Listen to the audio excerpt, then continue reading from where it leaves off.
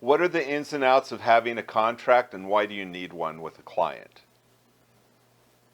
Boy, could I tell you a lot on this.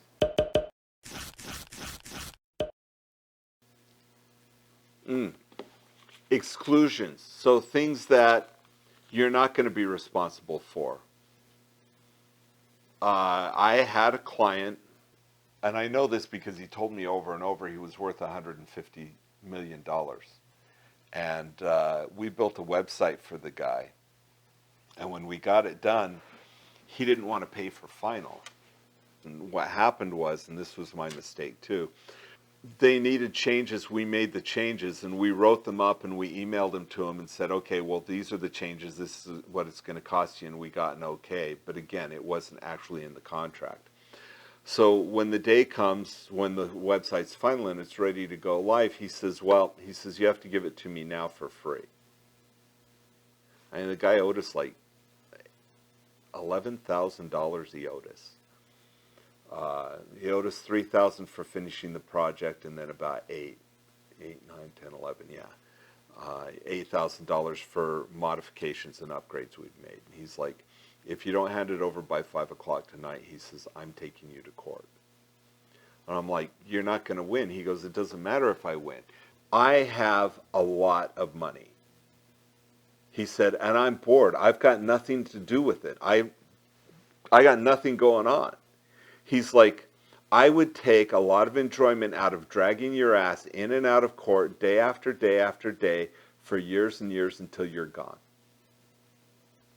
Well, when we wrote the original contract, we were within those limits, but then they added on these other features, say another 10 days worth of work.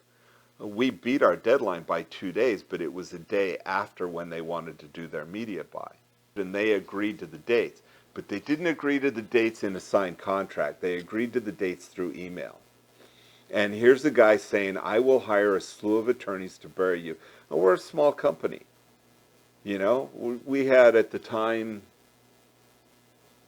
I think I had 12 employees. Well, what's a company with 12 employees going to do against a guy with $150 million worth of cash? Nothing.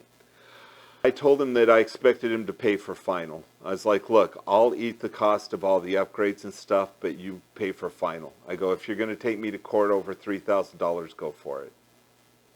You know, and I said, and I expect a cashier's check.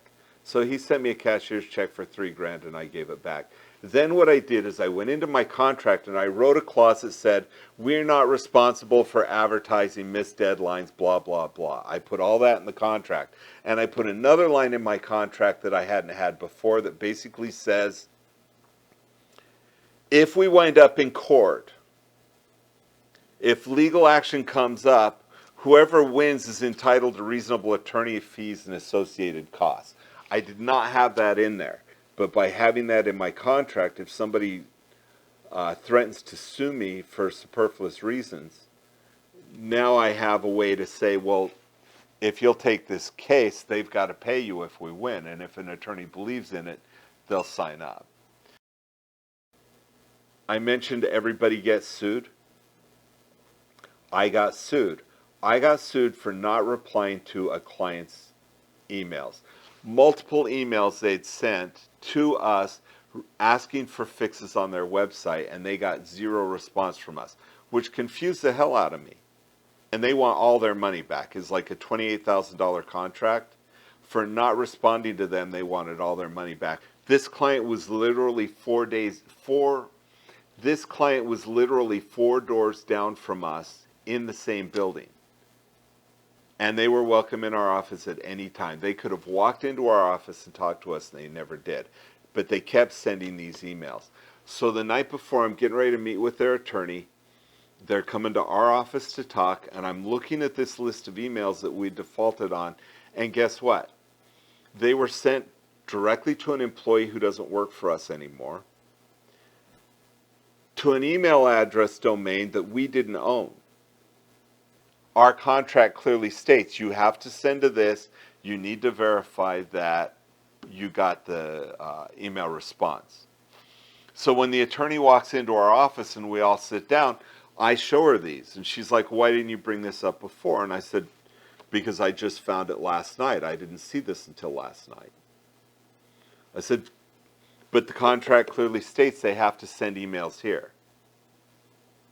And I said, and in addition, they could have easily walked down the hall. We were on friendly basis with them, but they didn't. And if we pin it down, this was right about the time the economy was going under. Excuse me, this is 2008, late 2008.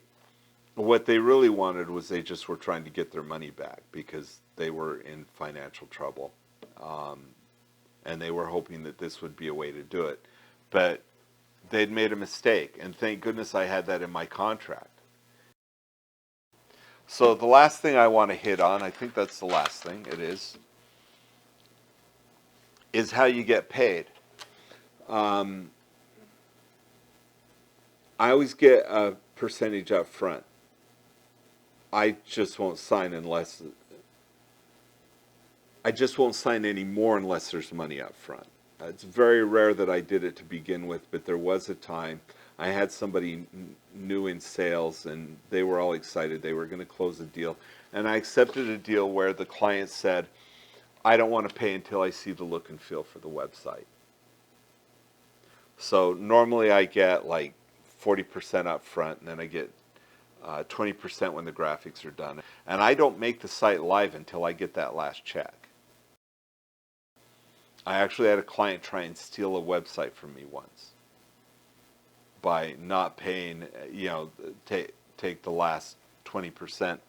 Come to think of it, I just realized every attorney I've done business with refused to make the final payment and said he was going to drag me into court if I fought him on it. He would win. And he would, because I'm not an attorney. So I quit doing business with attorneys after that. I'm sure there's not all attorneys. There's one attorney I do business with, but as a general rule, I don't do business with attorneys because most of them, the small guys, I had a big company too. Yeah, I had about an $80 million law firm make me give them their website without paying for final. They threatened to sue me if I didn't give it to them. Attorneys do that a lot. That's kind of interesting. So basically, I'm not saying don't do business with attorneys because that would be legal advice and it could get me sued by a bunch of attorneys. Let's just say that in my experience, I've done business with 2 attorneys who didn't suck, and both of those attorneys were amazing, great guys. I mean, just amazing. I had one pay me a fee just because I researched for him. He came back later for some other things, but he's like, no, he goes, I know you worked hard on that. Here's a check. It wasn't even a proposal. He just handed me money, and he goes, I believe in paying people for what they do. I wish there were more people like that, just people in general. What was I talking about? Fees, costs. Oh, I was talking about the guy who we signed a contract and didn't get any money up front. So everything's great. It's a big old website. This is HTML days before they had Dynamics and WordPress and blah, blah, blah.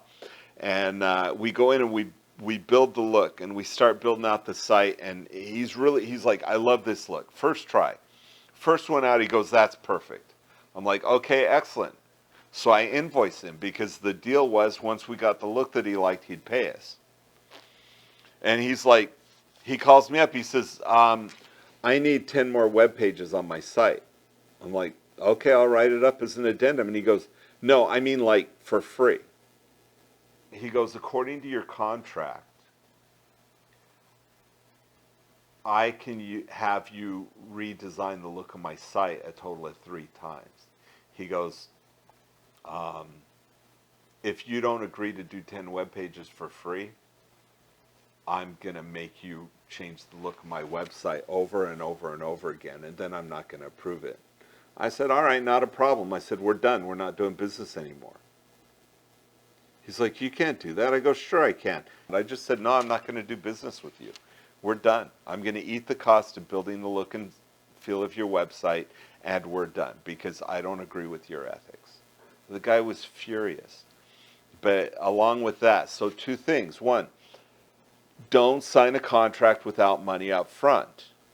2, Do not give them the final product until they pay for it. That's all I have to say about that. So all through March, I got to experience the virus that shall not be named. More important, I want to give you a heads up about what's coming. Why not bring some of the tools that I have to work on my clients and to work on my own business, and I'm going to share those with you. And I'm going to share everything. A small business reboot to make all of our businesses more profitable.